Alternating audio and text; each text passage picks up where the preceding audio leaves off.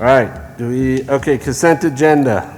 I think, we skipped the principals principals report. report. Oh, my God, I'm sorry, Hector. Good evening again, board members. Here's my principal report and how we're moving onward, ever onward, and forward together. Our school motto is coined by one of my assistant principals, Dave Mannon. First of all, I want to wish all the teachers and students that have had COVID a speedy recovery, and may you not have any long-term effects. I've been checking in with some students and teachers, and it's a brutal illness. Picture the common cold or the flu times 10, with the aches, with the fevers, with the lack of oxygen and the breathing. This is something you do not want to get. So please wash your hands, watch your distance, okay, and wear your mask. Parents, I'm going to remind you at every meeting, guys, please check the Raptor system email. It's sent out at 1 in the morning. You don't have to respond to it at 1 in the morning. You can do it as you wake up. You get your coffee at 6, 7 o'clock in the morning. If you do not do the Raptor self-certification system, you're going to get a call. You've been getting calls at 7:30, 7:45, 7:50. So parents, please complete the Raptor system. Guys, I don't want to bother you when you're with work, but I need to make sure that that's done before we're able to welcome your son or daughter here.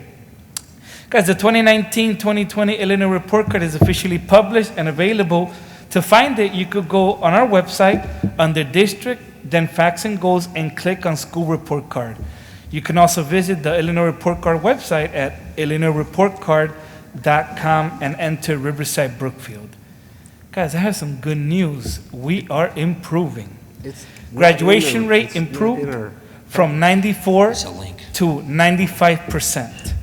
Graduation is 50% of your designation. So on our way to exemplary, we have to master graduation rate. Okay. And that is my goal, to make RB together collaboratively an exemplary school. Teacher attendance. Teachers with fewer than 10 absences has improved from 60% to 87%. It is the first time in 4 years that we are above state average. Very proud of my staff. Chronic absenteeism has been reduced from 15% to 10%. Freshmen on track has improved from 95 to 96%. Student attendance has improved from 95 to 96%.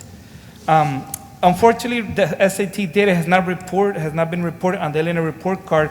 We did receive our data a day or two ago, and we're actually working through the data as we speak. But I don't want to share anything until we have every student's data, and we're still waiting on our accommodated students, our accommodated learners.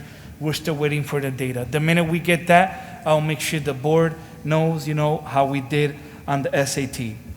Overall, we improved in every single category. However, our summative designation has not changed since the state kind of froze the opportunity for all schools to have their rating reevaluated due to COVID-19 and its inability to report academic performance on the SAT in a timely manner. But our goal remains to be an exemplary school, and I truly believe we are really on the way. We are almost there. We can make it, I say, in the next year or two.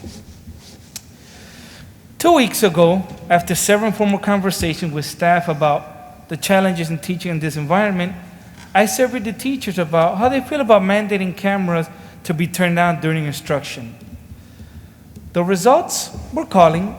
64% want students to have the cameras on, 36%, like it as it is, students having the option to have it on or off. What are the implications? So for second semester, I'm highly considering to have students and considering mandating that they have the cameras on with some kind of opt-out form. But I also learned today, thanks to one of my assistant principals, that many schools are not requiring students to have the cameras on for what we've mentioned over and over again. The equity piece, the privacy piece, things going on at home. But again, I know it's important to our staff. As the data showed me, I am considering it, but I'm kind of working through that. Over the past weekend, I sent a survey, a check-in, as I prefer calling them, to students and parents. And in summary, guys, I could read you 100 quotes of all the great things we're doing. I could read you 100 quotes of all the things that we need to improve. But in summary, students and parents are saying over and over again that our staff is highly organized, responsive, caring, and challenging. However, in areas of improvement, they want more time, more days, and more students on campus. Again, things we heard throughout, the evening tonight. But the essential question is, what's appropriate and equitable during this environment? Guys, let's take things slow, as we've said over and over again. We want to welcome some students back, as we are. Fortunately, we cannot increase, right, due to the rising numbers of COVID-19. But we are going to work on differentiating our practice for students that are in person and students that are home.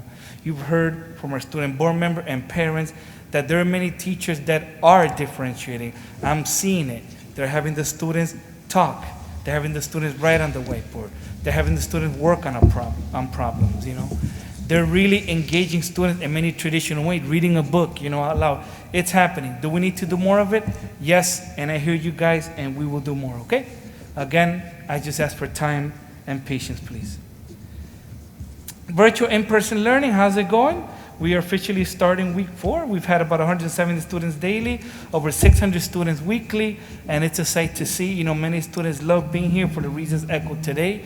They love seeing their friends. There are many teachers that are engaging them, but we could get more students if we continue working on differentiating. I hear that, and we will commit to that.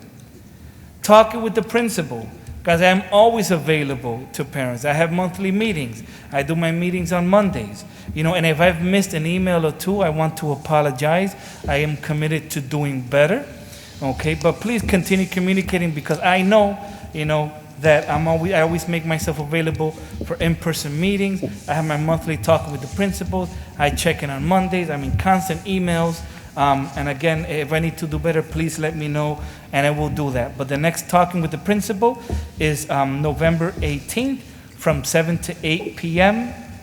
via Zoom. I will send that out possibly in the next few days, the link and all that good stuff. I would like to congratulate Bryce Pekurek for for finishing 15th in sectional and qualifying for what would have been the girls' state cross-country meet. So congratulations, Bryce. We're very proud of you.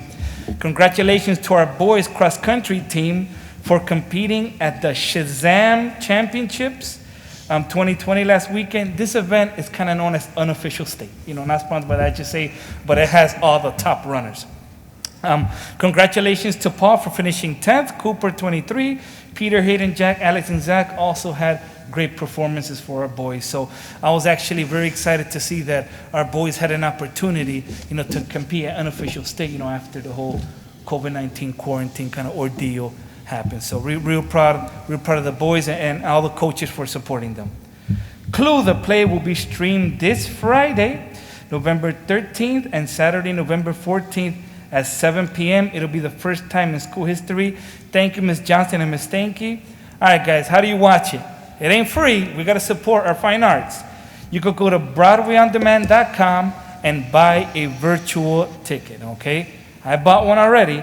Again, BroadwayOnDemand.com. Can you have Mrs. Nardi send us the link so that we can do that? We will 'Cause I get- definitely would we will get like that to you. Yep. Put it in the Friday update. Yep, Okay. we'll get that to you. All right, Again, thank you. BroadwayOnDemand.com. The virtual tickets are $5. Come and support.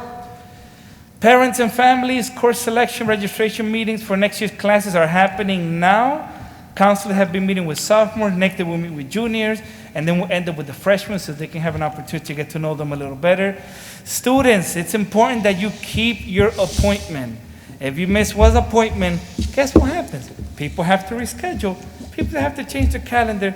Guys, please keep your appointment, okay? It is very important. And thanks to the few good things about COVID, RB has moved to a fully online registration process via Skyward. Our attendance over the last few weeks, has dropped a little bit. We've been in the 94s, but overall, we're still just above 96%. But there has been a small drop over the last few weeks.